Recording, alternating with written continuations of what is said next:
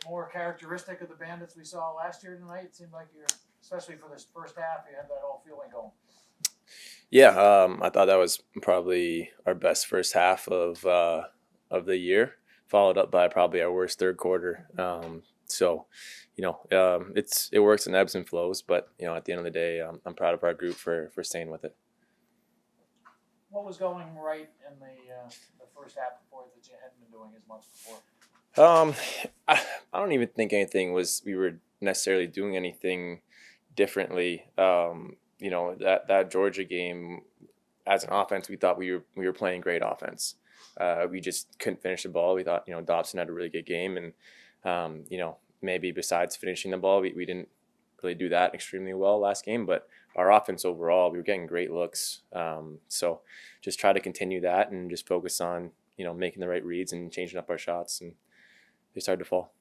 It seemed like everybody got a kick out of Dane getting off the schneid with a goal. It wasn't supposed to be a shot. What were you? No, that was a shot. What were you guys saying after that one? I don't know. I was in the penalty box, which I got to stop making a habit of that. Been doing that, way too much lately. I got to do a better job of, not putting myself in those positions. And but no, yeah, it was good to see Danner get one of those to fall. He's such a great person, leader, teammate. You would never know that he was having a scoring slump or whatever guys want to call it, because he's just the best in the locker room and super positive all the time. How much of a relief is that for a shooter when you finally break through and get out of that slump?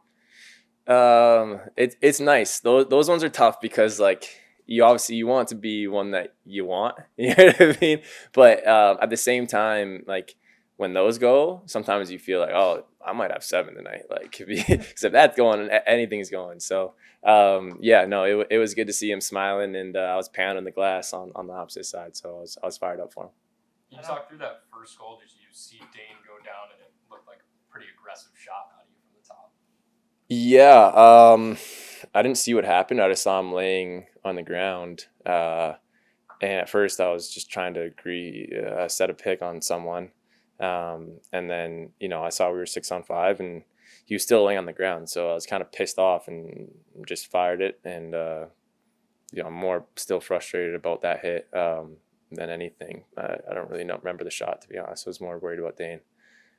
More so just trying to, get a stoppage so that we could get someone out on the floor. I assume, Josh, you've never seen 3 shorthanded goals in the same major penalty before.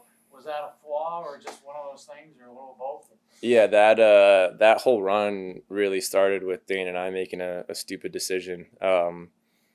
We tried to do something on the 4-on-3 that we don't normally do, and we talked about it, and we were kind of hemming and hawing about it, and we're like, well, let's try it, and it ended up backfiring on us, and that's something that just can't happen for us. Dane and I know that. Our offense knows that.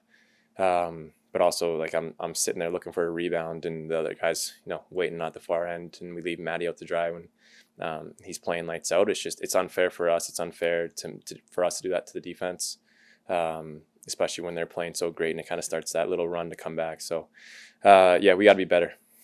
While you don't want to give up that kind of a run, though, what can you say about the fact that you guys didn't let it get too out of control and you got out of that quarter still up by 4? Yeah. Like I said, proud of our group, right? Because as soon as they kill that 5-minute, they also score on it, 3 times. We then go and take a 5, I believe, right after, and all of a sudden we're killing penalty, and so 10 minutes of absolute mayhem. But we really didn't lose our composure too much. Stuff like that happens. You can kind of feel the game starting to slip a little bit. Definitely very proud of our guys for staying calm, riding the ebbs and flows of the game, and ultimately coming out with a win. Did you get a sense around the team, Josh, that the possibility of going 1-3 was something of a motivational factor today, or is it too early to worry about those things? Listen, a lot of people talk about records, right? For me personally, I'm someone who, I don't believe in looking at our record. When we're going into the playoffs and it's a one and done, are we looking at our record? When we're going to, a championship game, are we looking at what we did in the past? No, right? So every weekend, it doesn't really matter what your record is. You're trying to go 1-0 on the weekend. It's really that simple. So, you know, I think we need to have that mindset going forward, and I think that's what we've done in the past. So, yeah, no, personally, no, we don't let that get to us. John said this was a team that in the past you kind of had your number maybe a year or so ago, then you beat them in the finals and you got this win. How have you been able to kind of flip that matchup around? Yeah, I think, you know, obviously, you know, Wardo's an incredible goalie, MVP caliber player, and their defense plays to his strengths, right? So we're not used to that. You know, a lot of the style of play that we play against normally is a lot of pressure over the top, right? So, you know, forces you to carry down, try to get over the top, and, you know, things happen and goalies don't really stand out, you know, on top of the crease too much.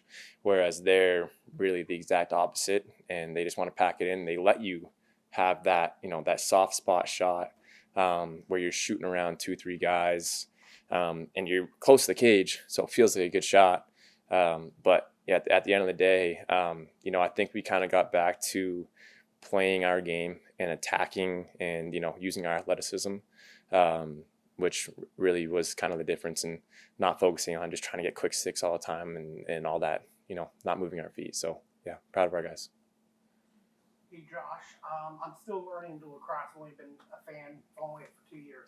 Welcome. What I've noticed about this league is no lead is ever safe. And also I wanted to ask you thoughts on how important Matt Vince was, especially in that first period first quarter against Colorado. Yeah, I mean, this league, this sport is such a beautiful game, because you're never truly out of it. You know, dating back to our first game against Albany, you know, we were down 14-12 with 4 minutes left, and I'm looking up and I'm like, we're gonna win this game still. You know, you kind of have that feel. So yeah, it's kind of a crazy way to play and to try to get that out of your mind, especially when you're up.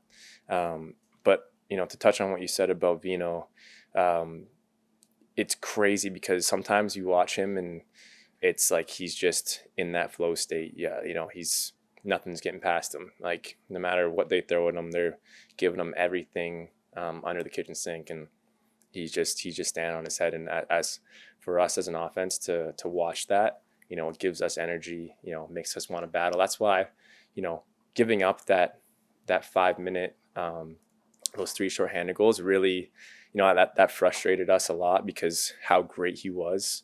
And you know, it feels like we let him down. You know, it's kind of like when your dad's disappointed in you and not angry. It's just, you feel bad. Congrats on the win. Thank you.